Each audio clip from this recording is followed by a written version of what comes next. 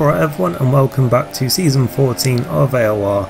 This is F2 on Xbox One, and yeah, here we are then for round 11 of the season, then the Hungarian Grand Prix. And we're here on our best qualifying lap then, and as you can see it is a wet qualifying session, but the race itself is going to be dry, so yeah, what that does actually mean is that obviously everyone will have fresh tyres to race, so that may make some strategies easier, or you know, maybe prompt people to try a different strategy than they would have done if they'd been, you know, qualifying on dries. But we'll have to wait and see on that one. But yeah, we're coming here then, starting the second half of the season now then, after the Christmas break. And yeah, we come into this then with 56-point lead then, and yeah, obviously a very big lead, but at the same time it's been a long few weeks waiting for the next race, and yeah, I just want to try and keep that gap as big as possible now, and ideally try and, you know, get it to a point where it's like out of other people's hands, if that makes sense, like where I can just, you know, keep on getting consistent results, and even if like people are beating me, then they won't be able to, like, it won't be enough for them to like take the title. But I do feel that I like this whole tier in general is so close that there's going to be a lot of different tracks that people are quick on. I'm hoping that there's still a few left that I'll be quick on. I think there will be. So yeah, I'm certainly gonna I'm not going to be complacent. I'm still going to like be trying to go for every single one like race I can go for, as yeah, still a very long way to go. And yeah, it is Brown then who took pole for this one then in the wet, and here's Ellis in second, then the two Renaults there second and third, and we were in fourth place with, I think, our closest championship rival LGS behind us in fifth there. So yeah, it's going to be, yeah, as I said, a dry race. We're going to just go with the super soft medium, which is what I would have done anyway. But yeah, we've got the lights coming on now then, and away we go. And it is a decent start from us then, as yeah, we've got Franglish down on the soft tyres, who started in front of us there, and we're on the inside for turn one. We're going to brake as late as we can here then, having a look past Franglish. Ellis cuts back and takes a bit of a late apex there. That may have hurt our run a little bit, but we're side by side then with Franglish towards turn two. We're going to be on the outside. We'll try and use the extra grip from the super soft tyres, trying to run it around the outside here. But yeah, we're still side by side with Franglish. Looked like we would just head, but it looks like he had a better drive there out of turn four. But yeah, as I said, he was on the soft tyres then, but it did seem that Brown and also Ellis, who's just taking a leader, both on super soft. So is LGS behind us then, but I think everyone else behind that is on the soft tyres. So yeah, very split strategy then as we get to lap 5, where there wasn't much happening at the front, but it did stay very close though. And as you see there, Brown retaking the lead from Ellis. And yeah, this is exactly, you know, what I've been saying about just how it seems at different tracks we just seem to have different people at the front every time. The Renaults do seem to be very consistent, I have to say, at the front, but things haven't always gone their way. But yeah, Brown, who has yet to win a race, is at the front and looks very quick at this track. And in fact, Ellis goes wide in Franglish there on that curve that so easily spins you there, and that is exactly what's happened, and he's dropped back because of that then, and we're up into third place.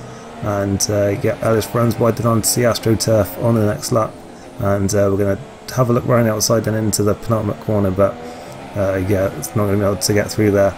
But we will have DRS now then, so we'll try and get through here, as we're staying very close to the back, and then we do get a good run out of the corner.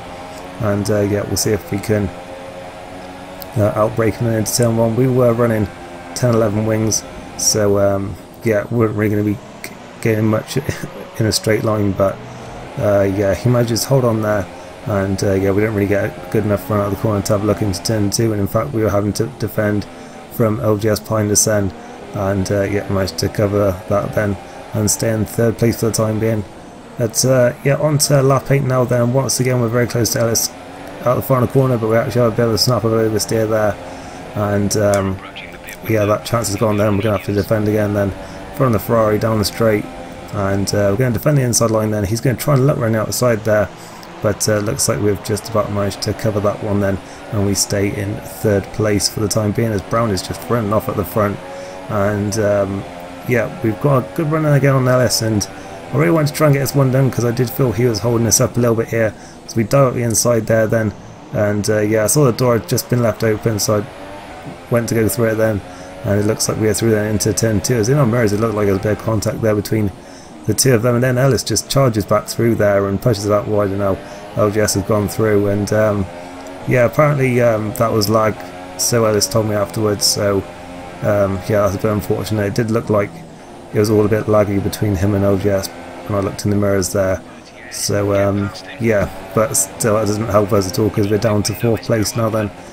So we've got LGS then looking around the outside of Ellis there into turn 1, and yeah, he couldn't quite get through there, but he does have a snap of oversteer, so we're going to try and use that opportunity to pounce now then into turn 2 and get back at the inside then of our main championship rival, and yeah, we're back up then into 3rd place, and yeah, later on the lap then Ellis runs wide there, and I believe that yeah, you can see a bit of a lag going on there as well, but I do believe he was letting us through there, I think he said, because of the lag thing before. So yeah, we're back up then into 2nd place now. I would have actually pitted this lap if I'd still been stuck behind because I wanted to try and get an undercut, but I stayed out, and then Ellis actually pit, so I was thinking that he was probably going to end up undercutting us now after all that.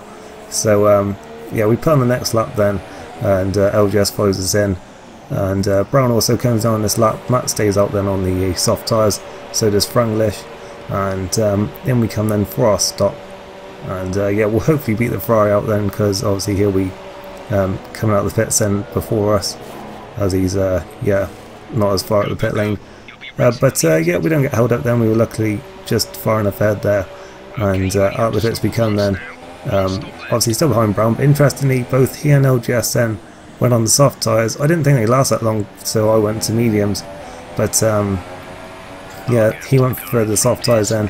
He does seem to be a lot quicker than us then, as he's got DRS now then. We're going to go defensive if we can, but yeah, he's going to go running outside here then into turn 1, and yeah, he manages to get that one done then, and yeah, this was one that I really didn't want to try and fight it too hard, because I did think that, you know, there was a chance that his tyres would go off near the end, maybe even puncture, because I didn't even think that like soft tyres would be like an option really here then, but yeah, later on then in the race Matt pits then, so is Bobbett then onto the super softs. Franglish had actually gone for the mediums then in front of the soft tyres, and he was now closing up to the back of us then, and yeah, we just about managed to hold on, but I did know that he had a 3-second penalty, so yeah, I knew that even if he did get through, I just have to try and stick with him if I could. So yeah, that was sort of part of what I wanted to try and keep him behind really, because I knew that he was quicker, and I didn't really want to try and build up those 3 seconds, but yeah, we managed to hold him back then until lap 32, where he does finally get it done then on the brakes into turn 1, and yeah, we've just got 4 laps down to try and stay within 3 seconds, and yeah, we just about managed to do it then. He did seem to be a lot quicker than us. I'm not sure what lap he pitted, but I know it was after us, so he probably did have slightly fresher tyres, but not that much, I guess, and yeah, we come around the final corner then. It's going to be 4th over the line, but we will be moved up to 3rd then, because we didn't have any penalties. And there we go then, 3rd place, quite happy with that one then. That's the 4th podium in a row, and yeah, it's Brown then who takes the win, making it 8 winners from 11 races so far. So yeah, just an incredibly close tier we've got here, and yeah, another winner with LGS in 2nd, us in 3rd. So yeah, in the championship then, I'd say a decent one for us, seeing as we weren't really as quick as LGS. He's only cut the gap down to 53 then, so yeah, I'm happy with that then, and yeah, we've built up I think 76 over Franglish now. I can't remember, but it'll say on the screen anyway. So yeah, that's good for us in the championship, and yeah, we'll try and get another podium next time out, hopefully challenge for the win there, and yeah, that's it then for this one. Hope you enjoyed it, and yeah, leave a like if you did, and I'll see you next week then for the Belgian Grand Prix. Thanks for watching, goodbye.